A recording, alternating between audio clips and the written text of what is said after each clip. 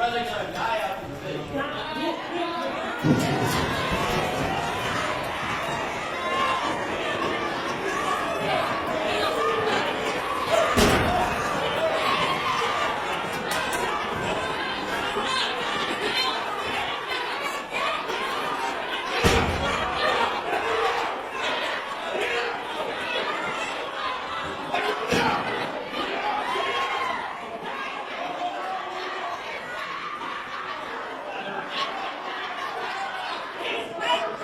Sometimes justice feels impossibly far away when you're staring across a courtroom at the person accused of destroying your world.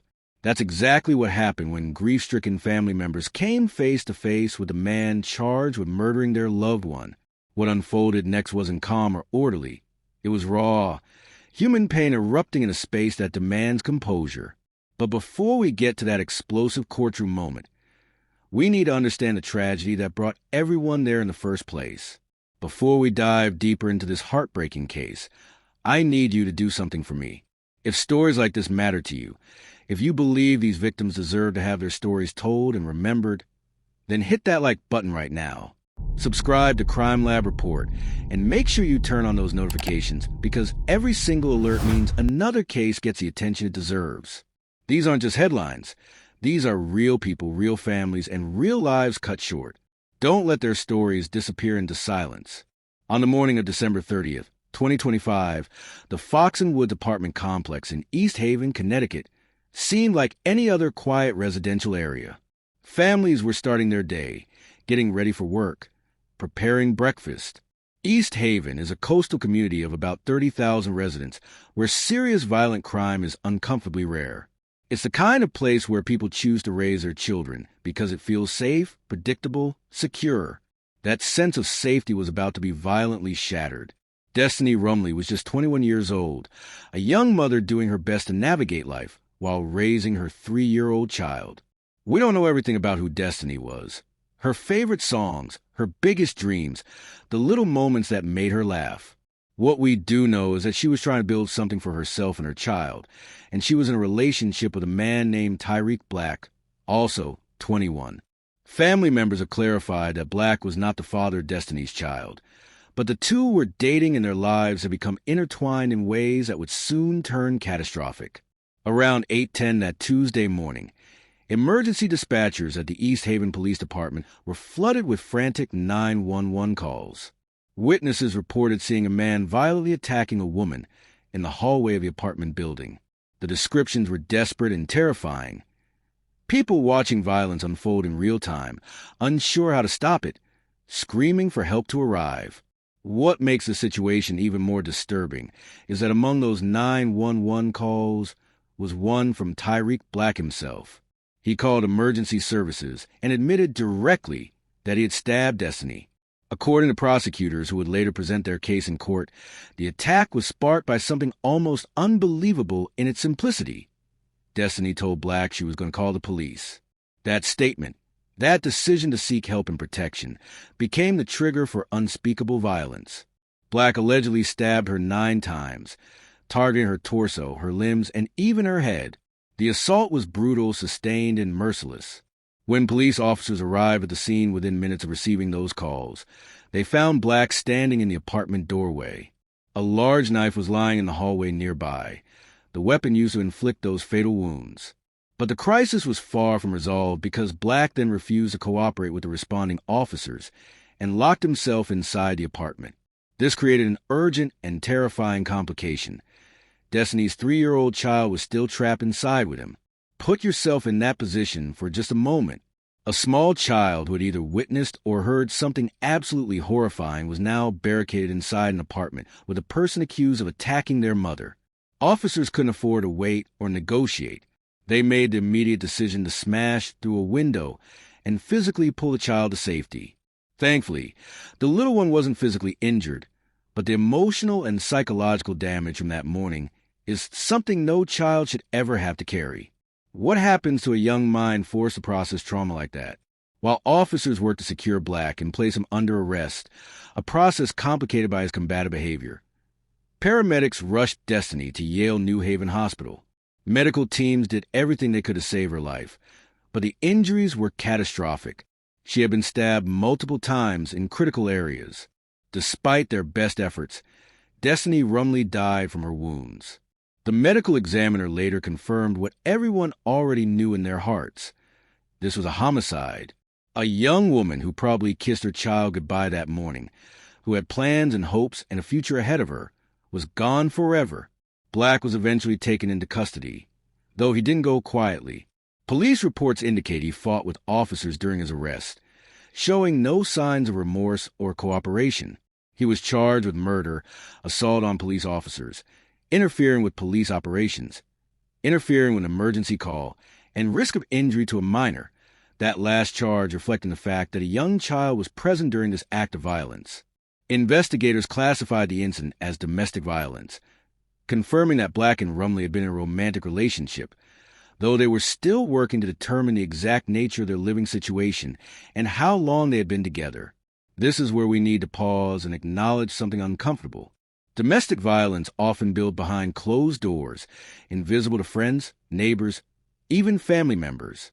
We don't yet know if there were previous incidents between Destiny and Black, whether anyone had seen warning signs, or if this explosion of violence shocked everyone who knew them.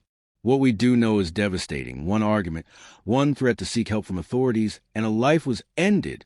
Now, I'm going to show you exactly what happened when this case entered the courtroom. The emotions you're about to witness are real, unfiltered, and incredibly difficult to watch. This is the moment when Destiny's grieving family came face to face with a man accused of taking her from them forever. Let's watch how that unfolded. All right, so this is the arraignment of State versus Tyreek Black. Appoint the public defender. Yes, sir. All right, the public defender is appointed. Bail commissioner's recommendation. Your Honor. I will indicate, first of all, it's an on-site arrest. I did read through the report, and I will clearly make a finding of probable cause for the crimes, including the crime of murder. Go ahead. Your Honor, he has no criminal history. He is 21 years old. He is a lifelong resident. He reports that he is gainfully employed. He does report substance abuse and mental health issues. I do understand that he has no record. However, due to the nature of allegations, we will be recommending $1 million. How much? $1 million. Thank you. State? Your Honor, in this incident, the defendant is charged with murder. The defendant called police, said that he had stabbed the victim. He further said that it was a couple of times. When officers arrived, he refused to open the door and threatened the officers that he could stab them if they entered. There was a 3-year-old child present for this incident. The defendant fought with officers, and the victim suffered 9 deep puncture wounds. He only paid state police at bond should $2 million. Counsel? Thank you, Your Honor. As stated by bail, Mr. Black is 21 years old, grew up in Camden, Connecticut. He's been a native of our state his entire life. He attended school, graduated from ACES, and as stated, he has no criminal record. Your Honor, Mr. Black is truly a product of his environment, his upbringing. His background consists mostly of depending on state benefits, grew up in foster care, multiple ineffective DCF involvements. Lack of guidance and support led Mr. Black down the trail of mental health issues.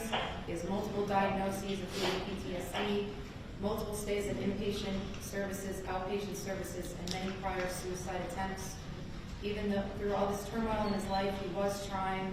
Prior to this incident, he was working part-time in Wallingford as a flagger. He had recently completed programs and treatment and was doing well. Mr. Black is also extremely remorseful for this incident. We ask that you take that into consideration when setting the bond for Mr. Black. Well, he is 21 years of age. I guess he does not have any previous record. Is that correct? No, Your Honor. I mean, obviously, I read through the report. It is, I know he's emotional right now, but it's a very disturbing report to read when people are calling the police, indicating someone is screaming and asking or requesting help, and then he called actually the police and indicated, quote, "I just stabbed my bitch," close quote.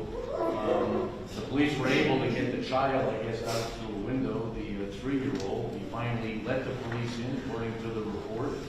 And I believe the defendant, even down at the station, did not disagree. She was calling the police because he had made an oral threat. And as a result of her attempting to call the police is when he admits that he took out a knife and he did stab her. It does indicate, as the state said, that it looks like there were a number of numerous wounds on the victim. The victim was alive when the police were there, but obviously she succumbed to these injuries. Also sounds like they had a prior relationship some time ago, and there was some attempt over the last few weeks, according to the defendant, to rekindle it. It certainly calls for a serious bond, a domestic homicide or someone. I'll set the bond at $2.5 million at this particular time. It's going to be transferred over to Part A. That's where the serious cases go, through 35 Church Street. I'm going to transfer it over there for January 14th. The bond is set without prejudice. Certainly, if you're going to get a public defender over there, they would have the right to argue the bond again over there. But January 14th would be the next date at 235 Church Street. All right, thank you. What you just witnessed wasn't choreographed or planned. That was pure grief and rage colliding with the formal structure of the justice system. The day after Destiny's death, December 31st, 2025, Tyreek Black appeared before Judge Patrick Clifford for his arraignment hearing.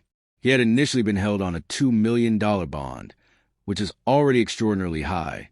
But after Judge Clifford reviewed the police reports and evidence, he increased it to $2.5 million. The judge didn't hold back in his assessment, describing the police report as deeply disturbing and pointing to the sheer brutality detailed in the case file. Black's public defender attempted to provide some background about his client during proceedings. According to the defense, Black had lived his entire life in Connecticut and had no prior criminal record. His childhood was marked by instability. He'd been shuffled through multiple foster homes and never experienced consistent family structure. He struggled with mental health issues, particularly PTSD, and had battled substance abuse. There had even been previous suicide attempts. Now, let me be crystal clear about something. None of that excuses what allegedly happened to Destiny Rumley. Nothing justifies taking another person's life. But it does paint a picture of someone whose life was filled with chaos and untreated trauma long before this tragedy occurred. As Black was being escorted out of the courtroom by court marshals after his hearing, Destiny's family members reached their breaking point. The emotions they had been struggling to contain throughout the proceedings finally erupted. They rushed toward Black, trying to confront the man they believed murdered their loved one. The courtroom descended into chaos. Voices were raised, people were shoving, and what should have been a controlled legal procedure turned into a scene requiring multiple marshals to physically separate everyone involved and restore some semblance of order. Thank you. All right, thank you. Yeah, your brother's gonna die out in the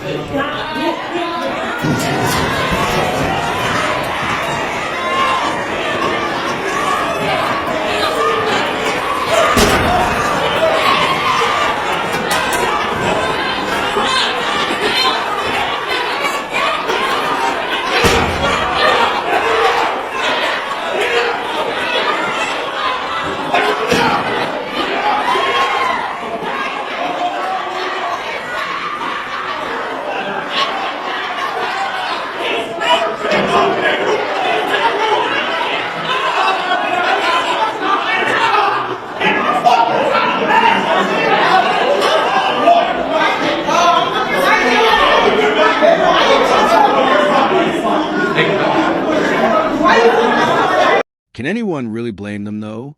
Imagine sitting in that room, listening to the horrific details of how someone you love was killed, seeing the accused standing just feet away from you, and being expected to remain silent and composed. The human heart doesn't always follow courtroom rules, especially when it's been shattered into pieces. That courtroom confrontation made headlines, but beneath the chaos is a family completely devastated by loss. Destiny's cousin, Angel Hubbard, who serves as a New Haven Ward 3 alder, now has to balance public responsibilities while grieving privately. The damage from this tragedy extends far beyond one hallway in an East Haven apartment complex. This is a family that will never recover completely, a child who will grow up asking impossible questions about their mother, and a community forced to confront the reality that domestic violence can turn deadly in seconds. The legal case against Tyreek Black is just beginning. He remains held on that $2.5 million bond, which effectively means he's not going anywhere while the case moves through the system. Prosecutors will build their case using physical evidence from the crime scene, the 911 recordings, including Black's own admission, witness testimony from neighbors, and the medical examiner's findings. Black's defense attorneys face an incredibly challenging task, defending someone who allegedly called 911 himself to report the stabbing. When this case eventually goes to trial, which likely won't happen for many months, we'll learn more details about what exactly transpired in those final moments before Destiny's death. We need to step back and look at the larger context here. Domestic violence remains one of the leading causes of death for women in relationships across this country. It doesn't discriminate. It happens in wealthy neighborhoods and poor ones, in big cities and small towns, to people of every race, education level, and background. The National Domestic Violence Hotline receives thousands of calls every single day from people desperately trying to escape dangerous situations. Destiny said she was going to call the police. That's exactly what every expert, every advocate, every safety resource tells you to do when you feel threatened. And it costs her everything. How do we create systems where reaching out for help doesn't become the very thing that triggers deadly violence? How do we spot the warning signs before relationships reach the point of no return? I want you to think about some questions and share your thoughts in the comments. What could have been done differently in the days or weeks leading up to December 30th to prevent this outcome?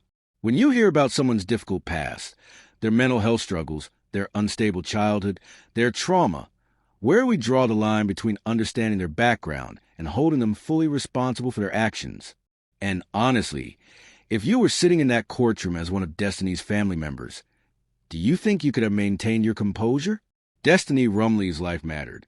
She was loved by her family, needed by her child, and her future was stolen from her. If this case has moved you, if you think others need to hear her story, share this video. Drop your thoughts in the comments section, because these conversations are how we keep pushing for change and demanding better protection for vulnerable people. If you haven't subscribed to Crime Lab Report yet, do it now. Hit that subscribe button. Turn on your notifications and stay connected, because we're going to keep covering cases that demand attention, stories that need justice, and conversations that can't be ignored. Check out the other videos on this channel, because every case we cover represents a real person, a real family, and a real cry for answers. Let's keep talking about this. Let's keep demanding accountability. Thanks for watching Crime Lab Report.